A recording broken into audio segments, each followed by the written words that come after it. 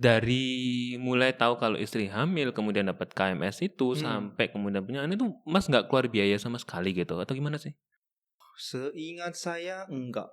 Banyak anak banyak rezeki, mungkin ada kurang lebih bisa dibuat seperti itu. Bisa dibilang seperti itu gitu. Kenapa Mas? Karena Kenapa kan saya tadi lupa bilang ya bahwa kalau setiap anak itu dapat ini tunjangan dari pemerintah selama sebulan, setiap bulan itu 15.000 sampai 20.000 tiap anak.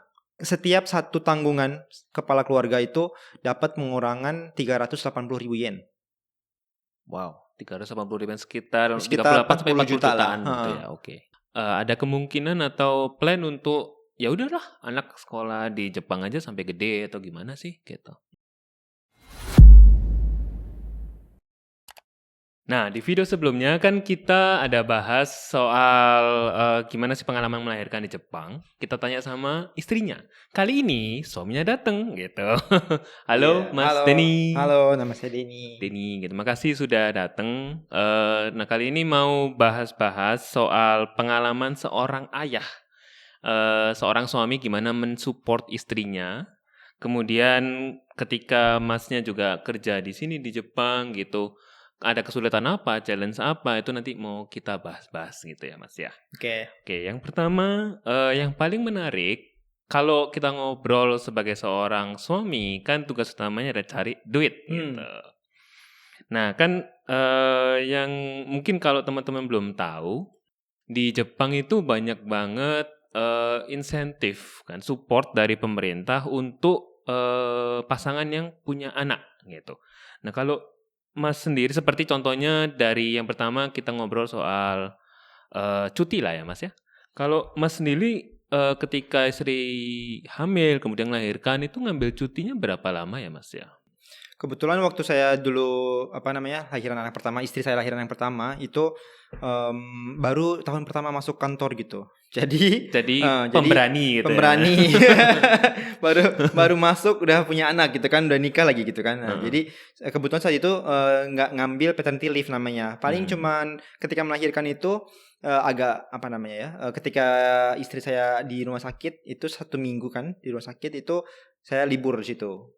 Libur buat mendampingi gitu selama dia di rumah sakit selama ngurus anak seminggu pertama gitu.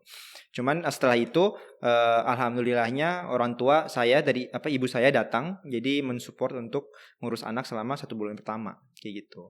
Jadi sebulan pertama. Berarti anggapannya ketika istri pun di rumah bayi segala macem, Mas memang nggak bisa support dan waktu itu Mas waktu kerjanya di perusahaan Jepang atau di perusahaan internasional gitu ya Mas ya? Oke, waktu melahirkan pertama kali itu masih di perusahaan Jepang. Perusahaan Jepang Nikkei Kigyo, yes. Itu kan ini dengar-dengar ya gosipnya adalah kalau di perusahaan Jepang apalagi yang di perusahaan tradisional sulit banget buat kita bisa pulang tenggo atau jam 5 pulang. Nah, berarti kalau gitu Mas sering dong misal pulang jam 8 malam atau kayak gimana gitu. Terus gimana waktu itu? Oke. Kebetulan memang gosip itu bener adanya gitu ya. Dalam arti orang Jepang itu kalau kerja itu banyak zanggyonya, banyak lemburnya gitu kan. Pulang misalkan datang jam 8, jam 9, pulangnya jam 9 malamnya lagi, itu jam 8 malam, jam sekitar sepertinya gitu. Nah, kalau kebetulan di kantor saya dulu itu termasuk yang memang udah tua banget, dia perusahaan mungkin udah 100 tahun mungkin ya usianya.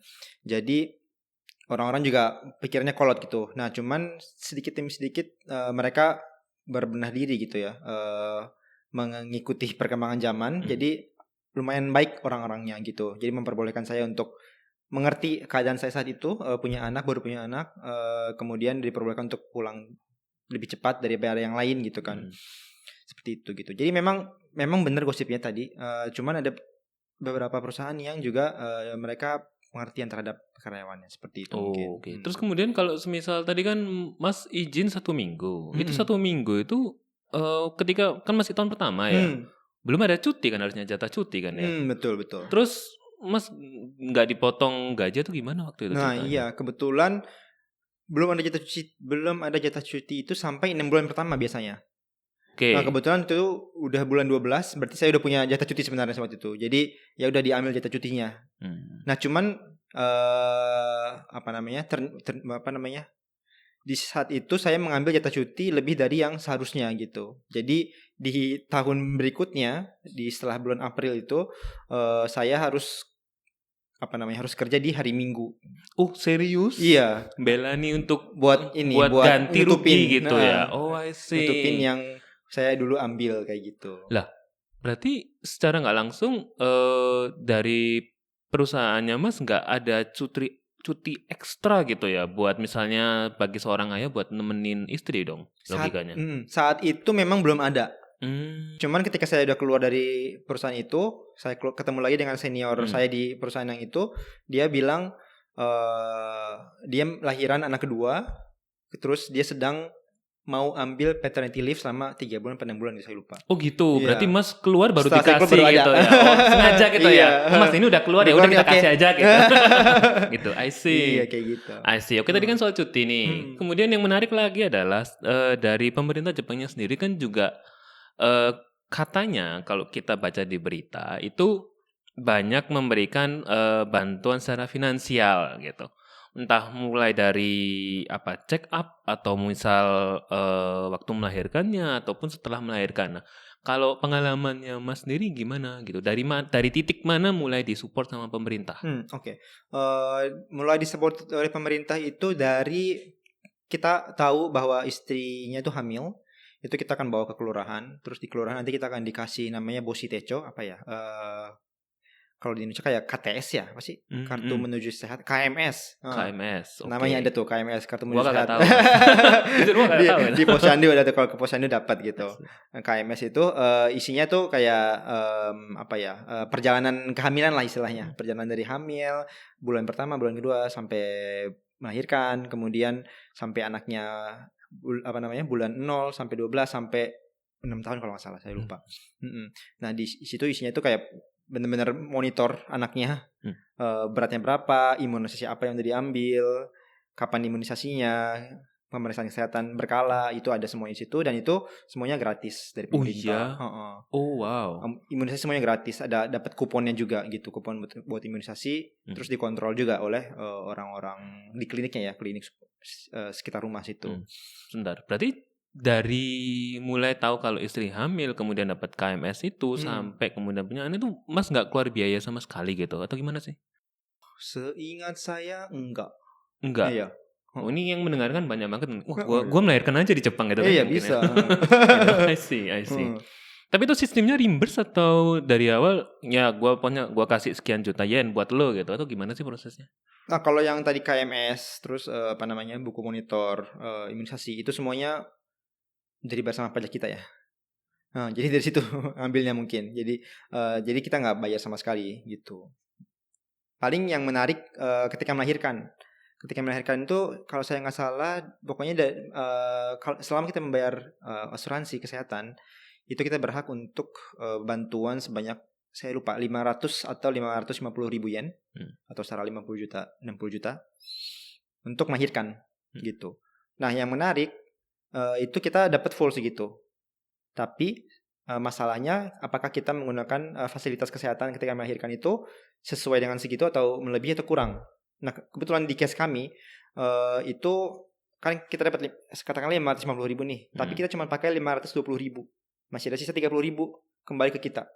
Oh gitu. Langsung dikasih ketika check out rumah sakit. Ini ada sisa 30 ribu, silakan gitu. Oh gitu, berarti ketika Mas masuk di rumah sakit, tahu waktu itu mau melahirkan, udah nggak usah bayar apa-apa, masuk kamar aja, keluar dikasih tahu biayanya, ternyata lu nggak sampai segini loh, ya ini kembaliannya buat lu gitu kan.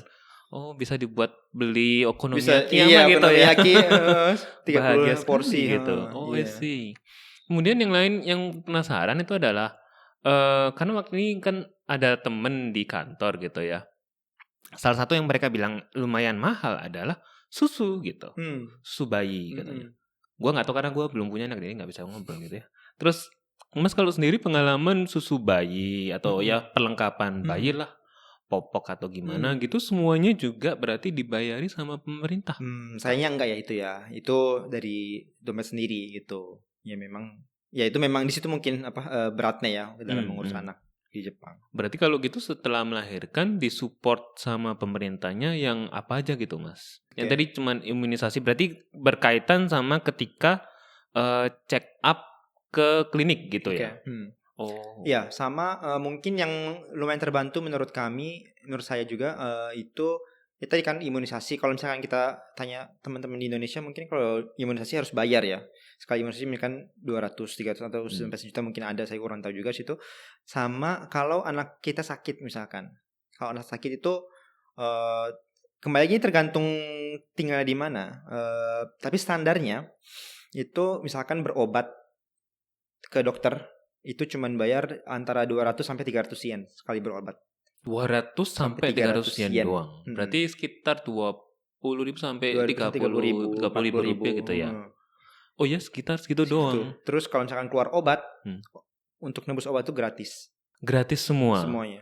Itu untuk apa ya? Yang berkaitan dengan semisal nih, kan dicek, oke standarnya dikasih obat A, B, C, D, oke gua kasih gitu kan gratis. Tapi kalau misalnya dari Mas, misal ya ada dengar dari teman atau gimana, dikasih vitamin ini aja lebih bagus loh. Misal Mas minta ganti yang I don't know, probably harganya lebih mahal atau gimana gitu, juga diganti pemerintah atau gimana ya? Enggak, itu yang jadi apa ya? Taisho itu apa ya? Jadi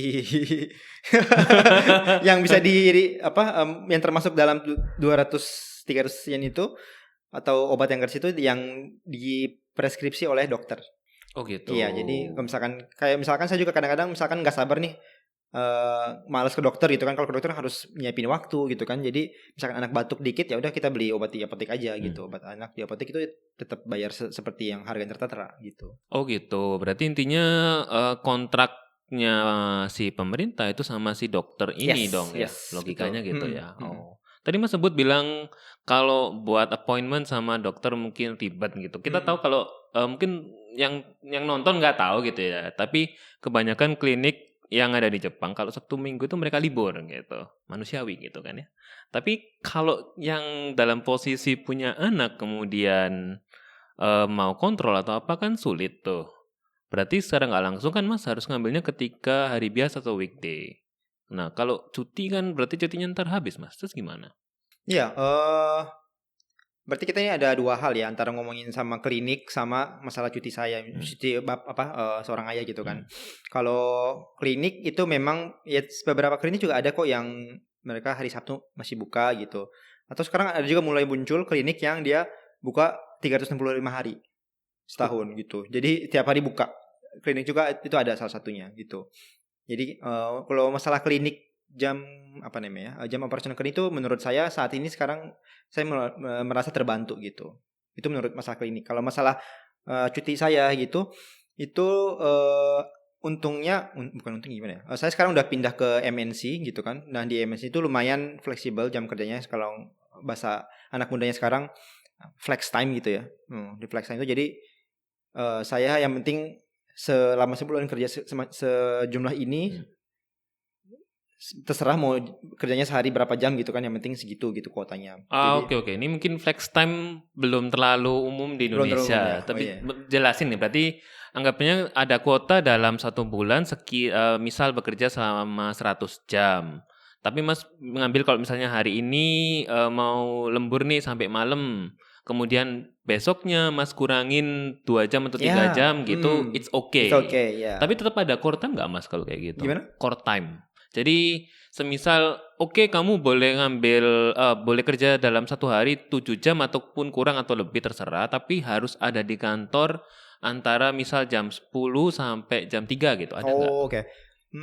Di kantor saya enggak kebetulan. Enak jadi ya? bebas.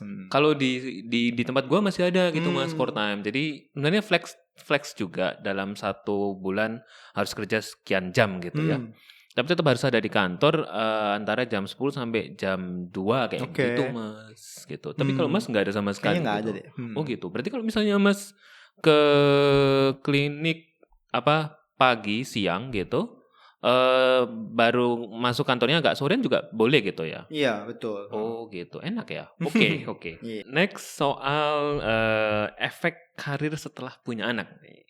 Jadi kan gini Mas, gue di kantor itu ada beberapa bapak-bapak gitu ya, setelah punya anak tiba beberapa bulan itu ada yang tiba-tiba naik posisi gitu. Kemudian ada gosip menarik katanya kalau di Jepang sebagai seorang kepala keluarga punya anak gitu somehow dilihat lebih reliable gitu karena kan punya tanggungan lebih dan itu di mata mungkin entah ya perusahaan Jepang yang tradisional atau gimana gua nggak tahu dianggapnya oke berarti orang ini bisa untuk kita kasih tanggung jawab lebih dalam artian misal dinaikkan gajinya atau dinaikkan posisinya gitu itu mengalami atau enggak ya? Oke. Kalau masalah misalkan hubungan antara punya anak dengan karir, ini sadly ya, kalau sebagai laki-laki ya, itu agak nggak ada ininya, nggak ada korelasinya gitu. Jadi nggak masalah antara misalkan lu punya anak, berarti karir lu bakal susah. Lu nggak punya anak, berarti karir lu akan moncer. Juga nggak seperti itu.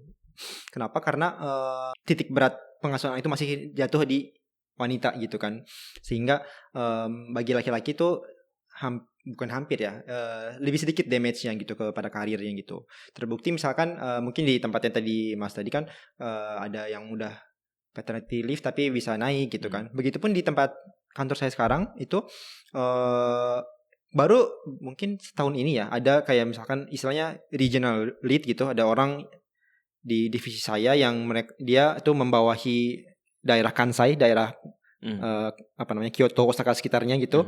Itu dia ngambil paternity leave selama 2-3 bulan kalau nggak salah, dan dia udah balik lagi dan ya udah everything goes just like that gitu. Yang penting gimana kita bisa mendelegasikan tugas kita ke orang-orang bawahan kita gitu kan. Nah disitulah dimana leadership kita diuji gitu kan sebagai karyawan gitu. Jadi nggak ada hubungannya sebenarnya buat kami. Oke, berarti intinya lebih ke arah karena lu ngambil paternity leave, tapi lu harus ngerti tanggung jawab lu. Yes. Mungkin kalau semisal setelah dia balik dan semua bahkan dikasih ada masalah apa segala macam dia yes. Atasan lihat, kemudian berarti orang ini siap untuk tanggung jawab yang lebih. Mungkin gitu kasusnya. Iya, betul. Mas ya. Berarti nggak semuanya kayak gitu.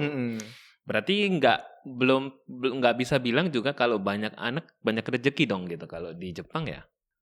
Kalau di Jepang banyak anak banyak rezeki mungkin ada kurang lebih bisa dibuat seperti itu, bisa dibilang seperti itu gitu. Kenapa Mas? Karena kan saya tadi lupa bilang ya bahwa kalau setiap anak itu dapat ini tunjangan dari pemerintah selama sebulan, setiap bulan itu 15.000 sampai 20.000 tiap anak. Gitu. Gitu. Berarti kalau tambah itu per multiple gitu ya. Yes. Itu termasuk kalau tapi kan kalau misal kita dapat 15.000 tapi sebulan, tapi pengeluaran kalau tambah banyak anak kan pengeluaran juga tambah banyak ya Mas. Iya, betul ya. Nah, itu pintar-pintarnya itu gimana mengelola keuangan keluarga gitu kan. Cuman ya itu ada dapat tambah 15.000 per bulan untuk per anak gitu kan. Itu adalah suatu hal yang mungkin membantu ya bagi beberapa keluarga kayak gitu. Oke. Itu berarti semua satu set. Tadi kan kita ngobrol soal ketika ke klinik dan segala macam dibayari sama pemerintah, itu juga termasuk kalau anaknya semakin banyak juga semuanya ditanggung sama pemerintah gitu. Nggak cuma anak pertama doang atau maksimal anak kedua itu nggak ada kayak gitu ya. Oke, cakep ya. Ini tambah yang mendengarkan, pindah Jepang gitu. I see.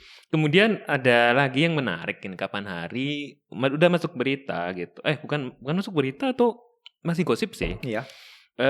Ada mulai tahun depan 2026 bakal ada yang namanya child free tax gitu.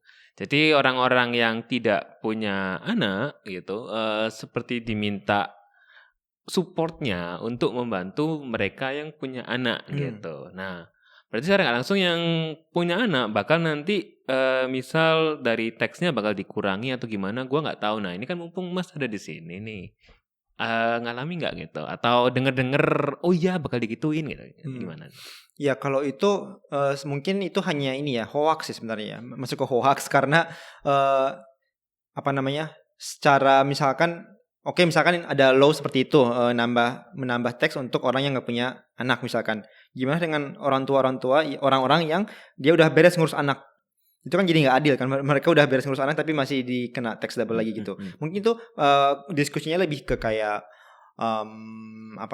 memberikan support yang lebih tebal lagi ke orang-orang yang berkeluarga gitu, yang punya anak gitu, sehingga mereka mau berkeluarga gitu, mau punya anak lagi gitu di Jepang gitu. Oh, oke. Berarti yang tadi di sisi untuk child free tax-nya nggak benar. Tapi untuk support ke keluarga, maksudnya pasangan yang punya anak itu benar kan berarti? Yes. Nah berarti Mas secara nggak langsung juga dapat pengurangan tax atau gimana gitu nggak setelah punya anak? Ya, jadi ini kita ngomong teks itu agak ribet ya. Jadi kalau saya bikin super simple, setiap akhir tahun itu kita ngurus apa istilahnya ya, penyesuaian teks istilahnya kalau dalam bahasa Jepang. Chose gitu Ya, Chose, yes. Itu setiap satu tanggungan kepala keluarga itu dapat pengurangan 380.000 yen. Wow, 380.000 sekitar 38 sampai 40 juta jutaan gitu ya. Oke. Ya, misalkan jadi kita udah bayar nih tax, setiap bulan kita bayar tax kan. Nah, tapi ternyata kita punya anak, punya istri gitu kan. Itu di setiap ketika istri atau anak kita belum berpenghasilan, itu dipotong 380.000 yen. Itu per kepala? Per kepala, yes. Per kepala. Berarti benar kalau punya anak makin gede juga potongannya gede. Makin besar. Oh gitu. Oke. Menarik ya. Dan itu pemotongan berarti nanti bakal di reimburse di tahun selanjutnya gitu ya.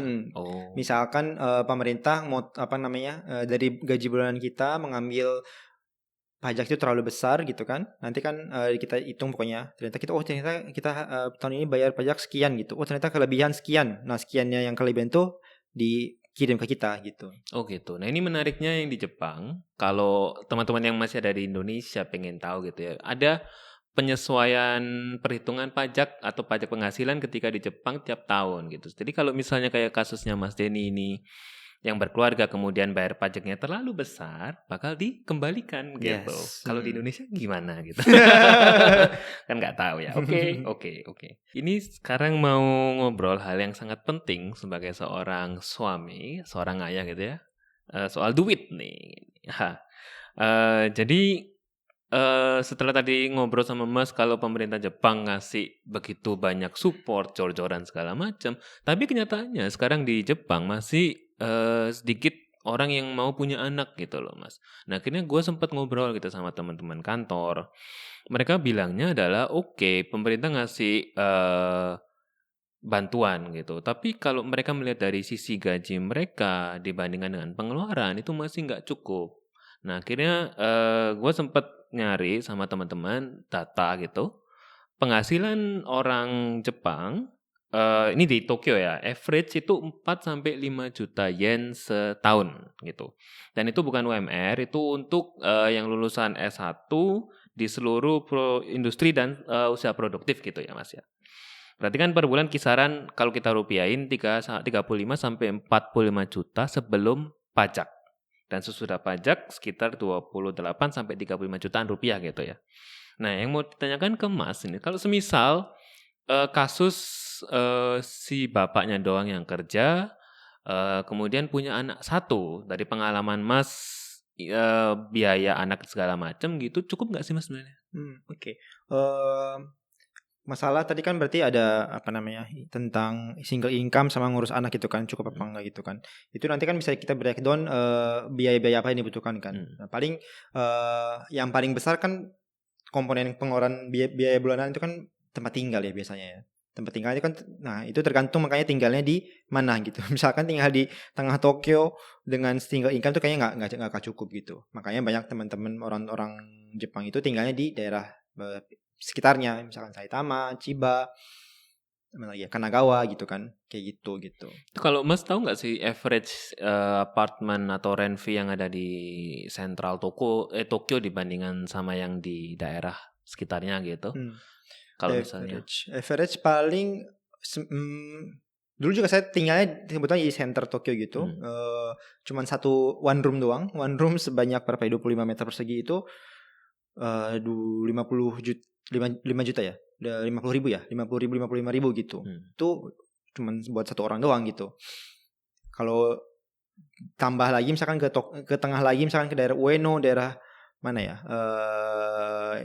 Chiyoda misalkan, itu lebih mahal lagi gitu kan, kayak gitu. Makanya orang-orang lebih milih yang pinggiran gitu, apalagi misalkan berkeluarga kayak gitu. Berarti at least kalau misal kita bilang ya di tengah Tokyo gitu, untuk apartemen cukup untuk pasangan suami istri plus anak, bisa nggak bilang di atas 15 juta rupiah gitu? Bisa ya, Oh bisa sangat-sangat gitu bisa. ya. Dibandingkan dengan kalau di Saitama atau di Kanagawa atau di Chiba, let's say 10 jutaan rupiah gitu, dapat nggak sih Mas sebenarnya? 10 juta sangat-sangat mungkin. Oh sangat-sangat mungkin. Berarti Iya. selisihnya tuh Yes, gede gitu betul. ya. Oke. Terus Mas, lanjut Mas. Oke. Iya, makanya orang lebih banyak milih tinggal di daerah sekitar satelit ya. Kayak misalkan kalau Jakarta, Depok, Bekasi, Bogor gitu kan, terus ngelaju ke Jakarta kayak gitu.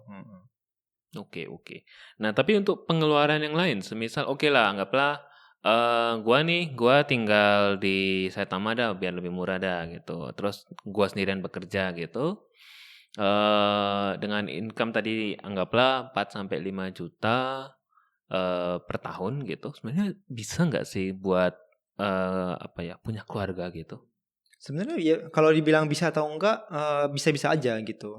Kembali lagi tadi, gimana mengelola keuangannya, yang betul-betul dikelola wise gitu. Bahkan dulu di tempat kerja saya dulu yang di Nikkei itu yang tadi saya bilang di awal, itu ada satu senpai saya itu dia punya anak 3. Punya anak 3. Itu untuk Luar orang biasa. Jepang luar Iya, biasa luar gitu biasa. ya. Hah gitu jadi berita gitu Iya, ya. makanya. I see. Jadi ya mungkin ya bisa-bisa aja gitu selama pengelolaan keuangannya betul gitu. Pengelolaan keuangan yang dimaksud itu semisal lifestyle gitu mungkin Ya, ya, Mas, lifestyle terus misalkan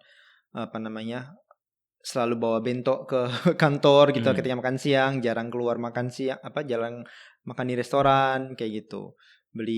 Misalkan belinya beli bahan makanan tuh yang udah diskon, misalkan kan suka banyak di supermarket gitu kan, ketika udah lewat jam 9 jam 8 malam gitu kan, suka ada kayak gitu. Oh, berarti lebih menitik beratkan ke arah lifestyle dan makanannya lebih dihemat gitu ya Mas ya. Betul. Oke. Sama bersabar ya. Sama bersabar cobaan gitu ya. I see. Oke.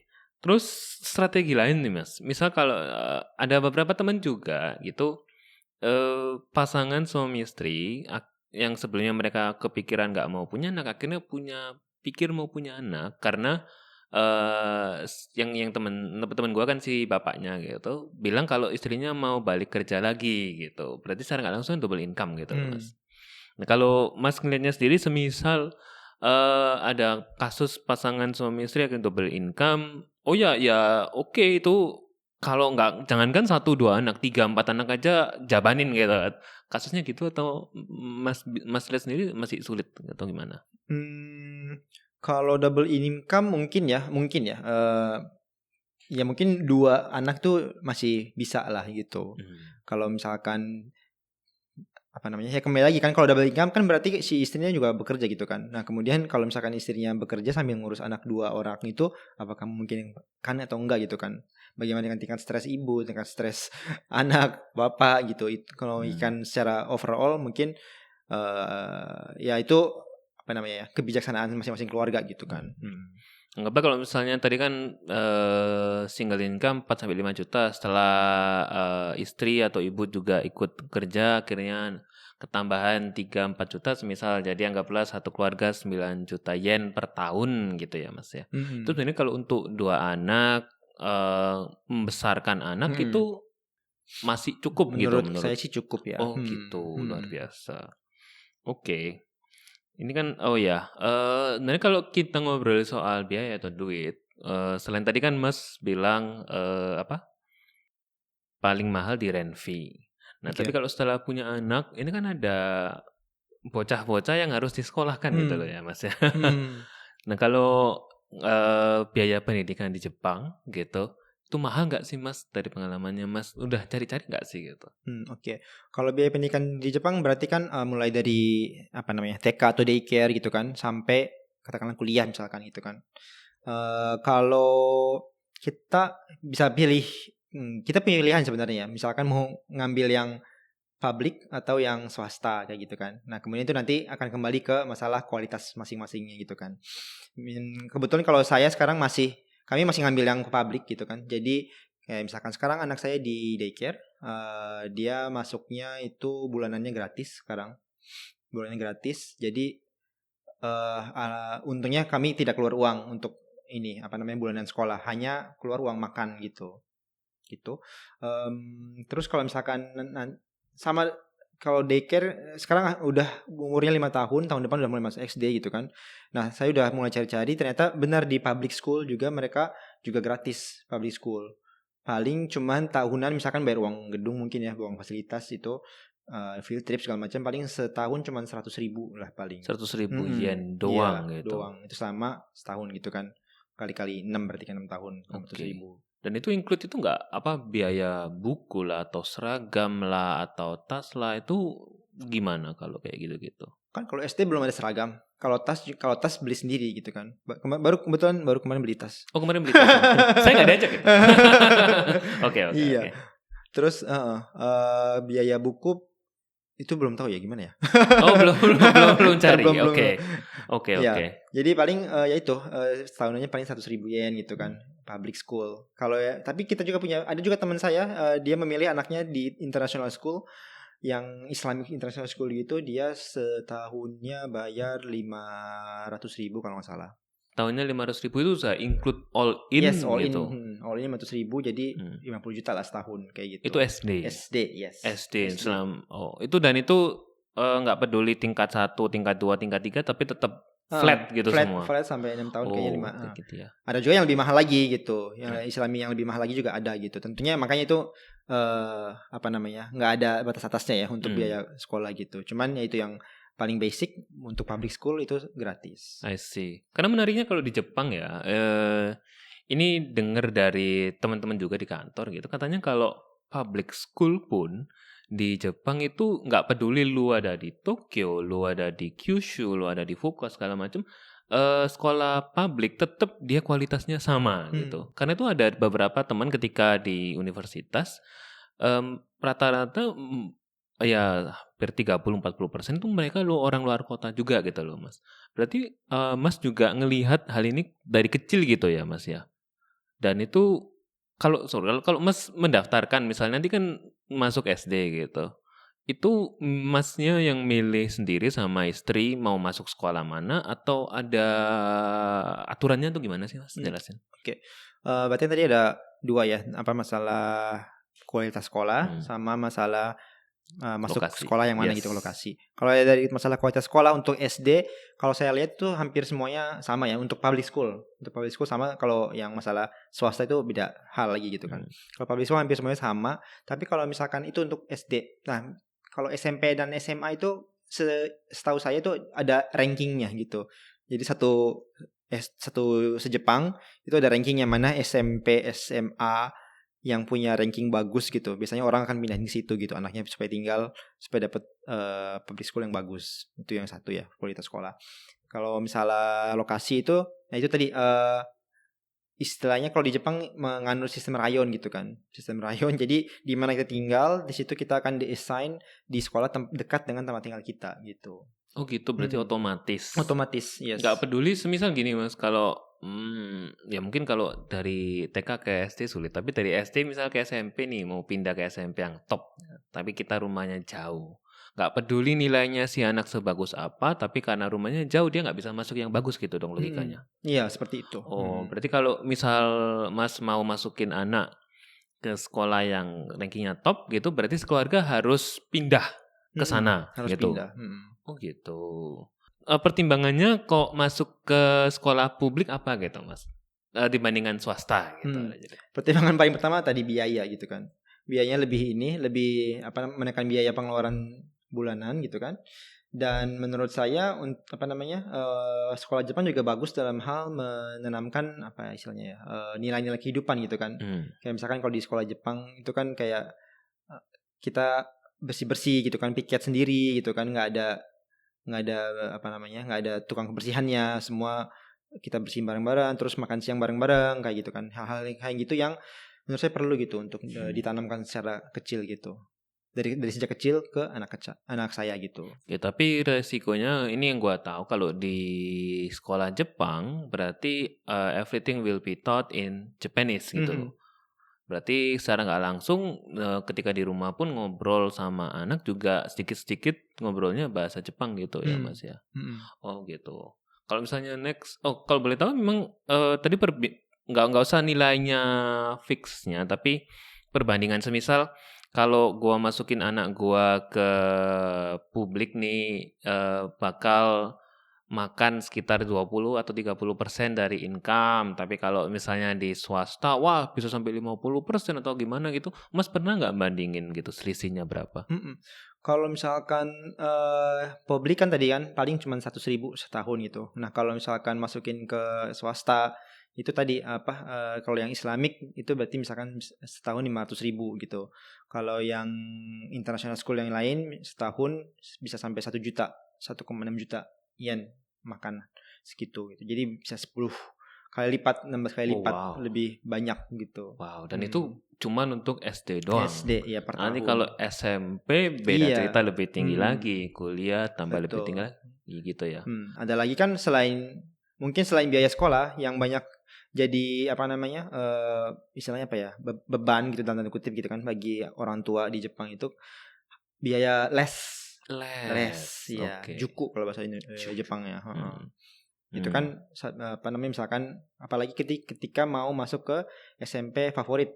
Nah, SMP favorit itu kan tadi berebutan gitu kan, sehingga orang-orang harus ngambil tes, harus ngambil tes. Itu sebelum ngambil tes tentunya ada persiapan belajar dulu gitu.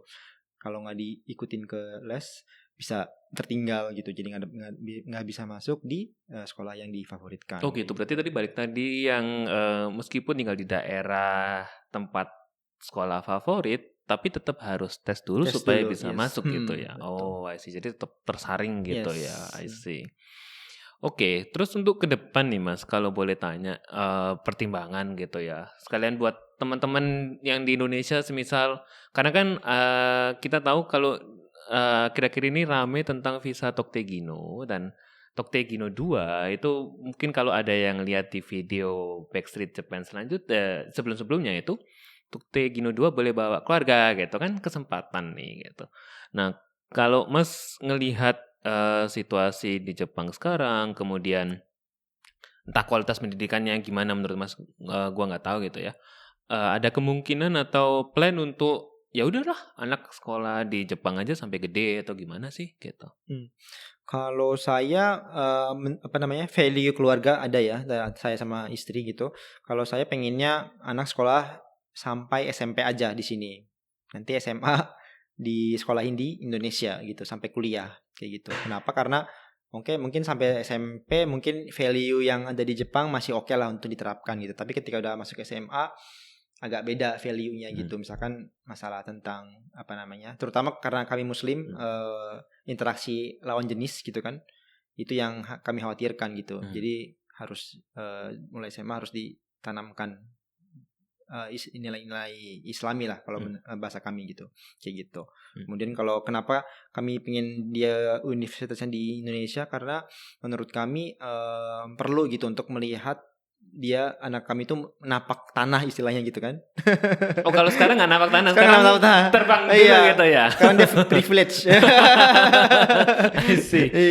Makanya dia harus lihat bahwa tanah airnya dia Indonesia gitu kan itu seperti apa gitu, teman-temannya di Indonesia seperti apa gitu. Itu yang nilai-nilai yang kami percaya dan kami ingin anak kami itu punya ke depannya seperti itu. Oke. Karena berarti memang berarti kalau Mas lihat ketika di kecil sekolah di sini yang tadi Mas juga sempat sebut, benar-benar ditanamkan sebelum otak dulu hati dan kecerdasan emosionalnya dulu gitu yang dikembangkan gitu ya. Baru setelah mereka punya pemikiran dan segala macam baru nanti dilemparkan ke tanah gitu. Menarik nih Mas. Makasih loh sudah datang di Backstreet Japan kali ini. Makasih tadi undang. Ya buat teman-teman yang mau tanya lebih lanjut ke Mas Denny tentang seputar ngurus duit atau sebagai seorang ayah, sebagai seorang suami gimana? Langsung aja tulis di komen gitu. Nanti biar bisa dijawab sama Mas Denny gitu. Oke, ketemu lagi di Backstreet Japan episode selanjutnya. Bye-bye.